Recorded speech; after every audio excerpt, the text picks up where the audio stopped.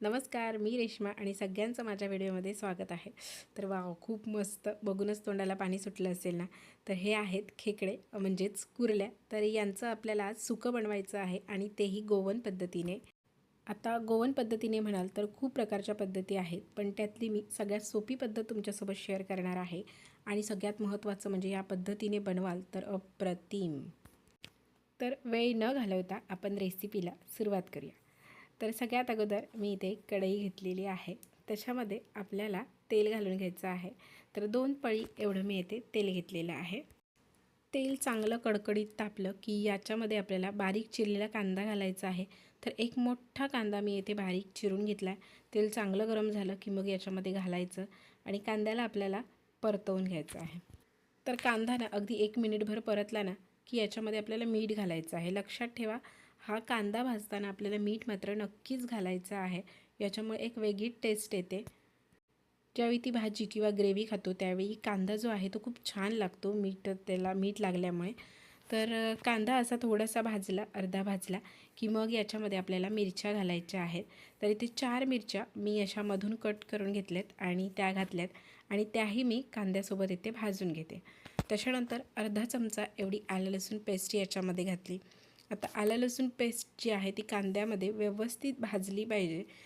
आता गॅसची जी फ्लेम आहे ना ती एकदम लो देखील करायची नाही आणि एकदम हाय देखील करायची नाही. मीडियम फ्लेमवरती आपल्याला आलं लसूण पेस्ट जी आहे ती कांद्यामध्ये भाजून घ्यायची आहे. त्याच्यासोबत आपला कांदाही भाजला जातो आहे, बघू शकता असा नरम व्हायला सुरुवात होतो आहे. आलं लसूण पेस्ट याच्यामध्ये भाजली ना की तो भाजल्याचा आपल्याला वास येईल, तेव्हा आपण समजून जायचं की आलं लसूण पेस्ट याच्यामध्ये व्यवस्थित भाजलेली आहे. कांदाही नरम होत आलेला आहे.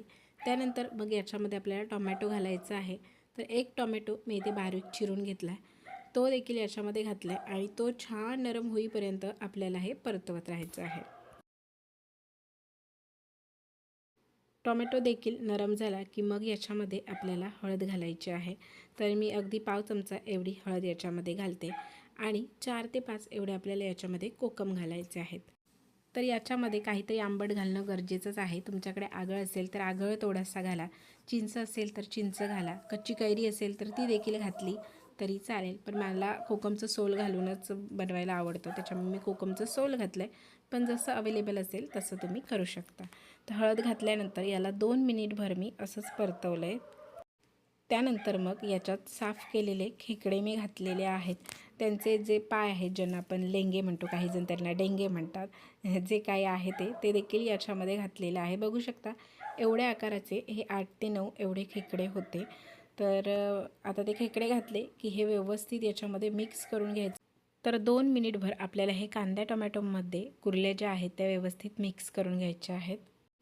त्यानंतर याच्यामध्ये आपल्याला मीठ घालायचं आहे. तर तुमच्या अंदाजाने केवढं मीठ लागत असेल तेवढं मीठ घाला. मीठ घातल्यानंतर आपल्याला तेही मिक्स करून घ्यायचं आहे. आता ह्या कुर्ल्या शिजण्यासाठी आपल्याला याच्यामध्ये पाणी घालायचं आहे. तर अर्धा ग्लास एवढं मी पहिल्यांदा पाणी घालते आणि त्याच्यानंतर तुम्हाला वाटलं तर साईडला कुठे म्हणजे दुसऱ्या एका भांड्यामध्ये पाणी गरम करायला ठेवू शकता किंवा याच्यावरतीच आपल्याला एक प्लेट ठेवायची आहे आणि त्या प्लेटवरती आपल्याला पाणी देखील ठेवायचं आहे. म्हणजे जर असं वाटलं की याच्यामध्ये पाणी कमी झालं आहे तर ते जे पाणी आहे ते आपण याच्यामध्ये घालायचं. पण कुर्ल्या आहेत त्या आपल्या चांगल्या शिजल्या पाहिजेत व्यवस्थित. तर 10 मिनिटांनी मी याच्यावरची प्लेट काढली. तर प्लेटीवरती जे थोडंसं पाणी शिल्लक राहिलेलं होतं ते देखील मी याच्यामध्ये घातले. ते का ते तुम्हाला सांगते. आता काय करायचं, कुर्ल्या आपल्या थोड्याशा शिजायच्या बाकी आहेत. तर गॅसची जी फ्लेम आहे ती आपल्याला हाय करायची आहे आणि त्यानंतर मग याच्यामध्ये आपल्याला ओलं खोबरं जे आपण किसून घेतो ते घालायचं आहे. वाटलेलं खोबरं नाही, ओलं खोबरं घालायचं आहे.